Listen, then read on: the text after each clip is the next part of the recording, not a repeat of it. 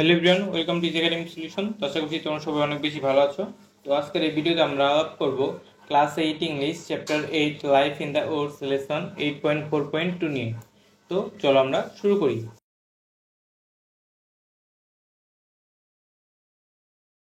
তো দেখো এখানে কি বলা হয়েছে, now you can lead some metaphors that you have encounter in your surroundings. অর্থাৎ এমন কিছু মেটাফোরে তুমি ছক বা তালিকা তৈরি করো যেগুলো তোমার যে আশেপাশে তুমি প্রতিনিয়ত দেখতে পাচ্ছ। তো দেখো নিচে একটা করে দেওয়া আছে, ওয়ান ইজ ডান ফর, একটা তোমার জন্য করে দেওয়া আছে। তো আমরা এগুলো এখন দেখবো এবং নিচে আমাদের জন্য শখ দেওয়া আছে, এগুলো কীভাবে পূরণ করতে হয় সেগুলো দেখবো। তো তোমরা যারা নতুন আছো এবং এখন যাই চ্যানেলটিকে সাবস্ক্রাইব করে নি, দ্রুত সাবস্ক্রাইব করে নাও। তো দেখো এখানে মেটাফোর কি দেওয়া আছে, গোল্ডেন অপরচুনিটি অর্থাৎ সোনালী সুযোগ, তো বা সুবর্ণ সুযোগ। তো এটা element, person, thing, compare to, অর্থাৎ কোন জিনিসটাকে এখানে তুলনা করা হয়েছে, চান্স অর অপরচুনিটি। অর্থাৎ এখানে আমরা মূল বিষয় হচ্ছে চান্স বা অপরচুনিটি। তো element, person, things is being computer, অর্থাৎ যেই জিনিসটাকে তুলনা করা হচ্ছে, কোন জিনিসটাকে মূলত এখানে তুলনা করা হচ্ছে, এখানে রিচনেস অর্থাৎ ধনী, তারপরে অর্থ, যোগ্য, অ্যান্ড ডিজায়ারেবিলিটি অর্থাৎ ইচ্ছা, এরকম কিছুকে তুলনা করা হচ্ছে এরকম কিছুর সাথে, ঠিক আছে। তো দেখো মিনিং অফ দ্য মেটাফর, এই মেটাফরটার অর্থ কি, যে গোল্ডেন অপরচুনিটি, এটা মিনিং হচ্ছে this metaphor refers to a chance or an opportunity, অর্থাৎ এটা দ্বারা একটা চান্স বা অপরচুনিটিকে বোঝায়, দ্যাট ইজ হাইলি ভ্যালুয়েবল, যেটা কি নাকি অনেক ভ্যালুয়েবল বা মূল্যবান, প্রিসিয়াস অনেক গুরুত্বপূর্ণ, অরেয়ার যেটা কিনা সহজে পাই না আমরা।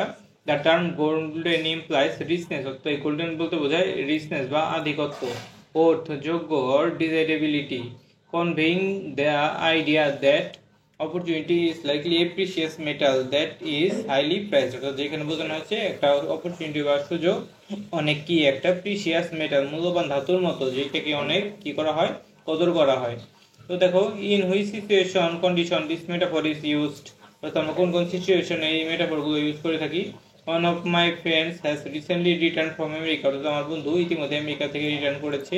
when she came to visit us, যখন সে আমাদেরকে সাথে দেখা করতে এসেছিল, সে বললো being selected for the yes program, অর্থাৎ সে যখন yes প্রোগ্রামের জন্য সিলেক্ট হয়েছিল, was the golden opportunity in my life, এটা তার জন্য একটা গোল্ডেন অপরচুনিটি ছিল। তো দেখো এরকম আমাদের নিচে আরো কিছু ছক দেওয়া আছে, এগুলো আমাদের কি নিজের করতে হবে। তো আমরা এগুলো এখন নিজে করবো। তো তোমরা যারা এই চ্যানেল নতুন আছো এবং এখন যারা এই চ্যানেলটিকে সাবস্ক্রাইব করেনি, দ্রুত সাবস্ক্রাইব করে নাও। আমরা এখন এই নিচের ছকগুলো পূরণ করার চেষ্টা করব। তো চলো আমরা দেখে নিই এই ছকগুলো আমি কিভাবে করতে পারি।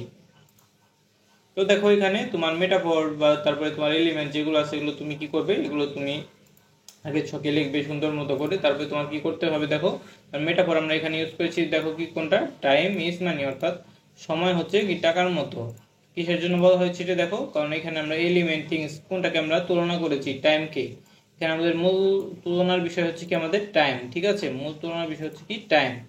তো দেখো এখানে আমাদের মূল বিষয় হচ্ছে টাইম, এটা এই টাইমটাকে আমরা কার সাথে তুলনা করেছি, মানির সাথে, অর্থাৎ টাইম ইজ মানি, অর্থাৎ সময়কে আমরা কার সাথে তুলনা করেছি, মানির সাথে। জন্য আমরা এখানে বিং কম্পেয়ার টু, যার সাথে তুলনা করেছি আমরা সেটা লিখবো এখানে মানির সাথে।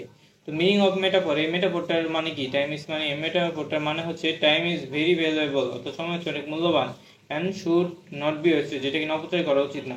তো সিচুয়েশন আর কন্ডিশন, অর্থাৎ কোন সিচুয়েশন বা কন্ডিশন আমরা এটা ইউজ করে থাকি, ইউজ টু রিমাইন্ড সামওয়ান, অর্থাৎ এটা কাউকে মনে করিয়ে দেওয়ার জন্য, অফ এ ডেডলাইন, কারণ একটা সময়সীমা, or to art someone to hurry, অর্থাৎ কাউকে কোনো একটা কাজ তাড়াতাড়ি করার জন্য তাড়া দেওয়া বা তাকে বোঝানোর জন্য।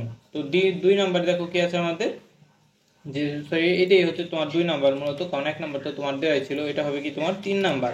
তো 3 নাম্বারে কি আছে দেখো, 3 নাম্বার মেটাফরটা হচ্ছে আমাদের he is his father shadow, অর্থাৎ সে হচ্ছে তার পিতার কি ছায়া। তো এখানে কাকে তুলনা করেছি আমরা, চাইল্ডকে তুলনা করেছি, সেই বাচ্চাটাকে তুলনা করেছি। আমরা কার সাথে, ইজ বিং কম্পেয়ার টু, কার সাথে তুলনা করেছি, শ্যাডোর সাথে, একটা ছায়ার সাথে, অর্থাৎ একটা সন্তানকে তার পিতার ছায়ার সাথে আমরা তুলনা করেছি। তো এটা হচ্ছে কি আমাদের মেইন মেটাফর, ঠিক আছে, এটা আমাদের মেইন মেটাফর।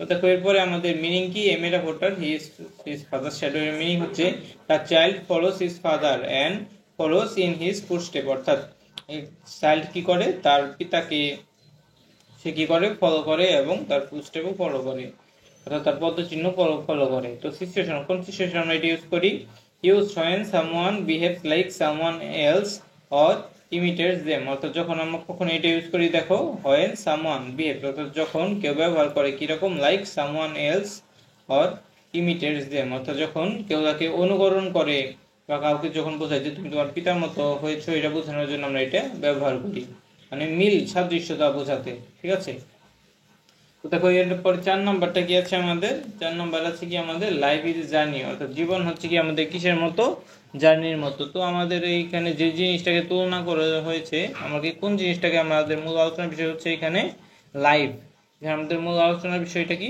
লাইফ। ঠিক আছে, তো লাইফটাকে আমরা কার সাথে তুলনা করেছি, দেখো লাইফটাকে আমরা তুলনা করেছি জার্নির সাথে। ঠিক আছে, যেখানে কম্পেয়ার টু হবে কি আমাদের জার্নি, তো এটা হচ্ছে কি আমাদের মেইন মেটাফর। এটা হচ্ছে কি আমাদের যে যেই জিনিসটাকে তুলনা করেছি, আর কার সাথে তুলনা করেছি, জার্নির সাথে। ঠিক আছে, তো দেখো এর পরবর্তীতে আছে আমরা এটার মিনিং কি, আমাদের এই লাইফে যে জার্নি, এটার মিনিং হচ্ছে we gain different experience and go to new places in life, অর্থাৎ আমরা কি করি, বিভিন্ন নতুন নতুন জায়গায় যাই এবং আমরা সেখান থেকে কি করি, নতুন নতুন অভিজ্ঞতা অর্জন করে থাকি। এবং সেটা বোঝানোর জন্য কি বলা হয়েছে, লাইফ ইজ এ জার্নি, অর্থাৎ জীবনটা হচ্ছে কি একটা জার্নির মতো, কারণ আমরা নতুন নতুন জায়গায় গিয়ে কি করতে পারি, আমরা নানা ধরনের কিছু শিখতে পারি। তো দেখো এখানে আমাদের যে কোন সিচুয়েশন বা কন্ডিশনে আমরা এই মেটাফোরটা ইউজ করি, সেটা আমরা কি লিখবো, দেখো এখানে আমরা লিখতে পারি used when talking about the ups and downs, অর্থাৎ যখন আমরা মানুষের জীবনে উত্থান এবং পতন নিয়ে আলোচনা করি, তখন নাকি কি life is a journey and changes in life, অর্থাৎ আমাদের জীবনের উত্থান পতন এবং আমাদের জীবনে যে পরিবর্তনগুলো আছে সেগুলো বোঝানোর জন্য আমরা লাইফ ইজ এ জার্নি এই মেটাফোরটা ইউজ করে থাকি। এর পরবর্তীতে আমাদের 5 নাম্বার মেটাফোরটা দেখো কি আছে, 5 নাম্বার মেটাফোরটা আমাদের আছে হিজ এ থর্ন, অর্থাৎ সে হচ্ছে কি একটা কাটার মতো। কারণ কি, কারণ এখানে দেখো আমাদের কোন এলিমেন্ট বা পার্সন, আমরা কোন জিনিসটাকে এখানে তুলনা করেছি, এটা হচ্ছে কি আমাদের মূল মেটাফর, হচ্ছে কি আমাদের মেটাফর। এবং কাকে আমরা তুলনা করেছি, হি, অর্থাৎ হি মানে কিন্তু একটা পার্সন, সে কিন্তু একটা ব্যক্তি, তাই না? সেই জন্য আমরা কি লিখেছি, আমরা এখানে হিটাকে আমরা পার্সন দ্বারা বুঝিয়েছি। ঠিক আছে, তো আমরা এই পার্সনটাকে কার সাথে তুলনা করেছি, একটা থর্ন বা কাটার মতো। তো সেই ব্যক্তিটা হচ্ছে কি একটা কাটার মতো, এটা বুঝতে আমরা এই মেটাফরটা ইউজ করে থাকি। তো দেখো এর পরবর্তীতে চলে যাই, তো এই পরবর্তীতে এটার মিনিং কি, এটার মিনিং হচ্ছে the person is annoying or painful to others, এটা মানে হচ্ছে এই ব্যক্তিটা কি অনেক অ্যানোয়িং বা অনেক বিরক্তিকর বা পেইনফুল, অন্যের জন্য অনেক কি যন্ত্রণাদায়ক এই ব্যক্তিটা। এটা বোঝানোর ক্ষেত্রে আমরা ব্যবহার করি কি হি ইজ এ থর্ন, তো তুমি একটা ধরো খারাপ লোককে তুমি বলে কি হি ইজ এ থর্ন, সে হচ্ছে কাটার মতো, মানে সে কি করে, অনেক ক্ষতি করে, এটা বোঝানোর জন্য আমরা এটা ব্যবহার করে থাকি।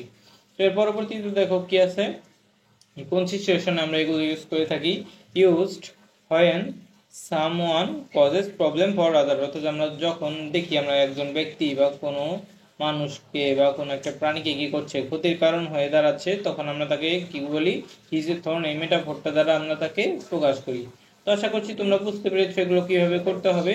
তো আজকে এই পর্যন্তই। তো এই ভিডিওটি ভালো লেগে থাকলে অবশ্যই ভিডিওতে একটি লাইক এবং চ্যানেলটিকে সাবস্ক্রাইব করতে ভুলবে না, এবং যারা সাবস্ক্রাইব করেছো তাদেরকে ধন্যবাদ।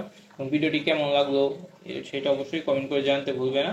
তো সবাইকে ধন্যবাদ জানিয়ে আজকে এখানেই শেষ করছি। পরবর্তী ক্লাসে আমরা অন্য যে লেসনগুলো আছে সেগুলো নিয়ে আলোচনা করার চেষ্টা করব। ধন্যবাদ সবাইকে।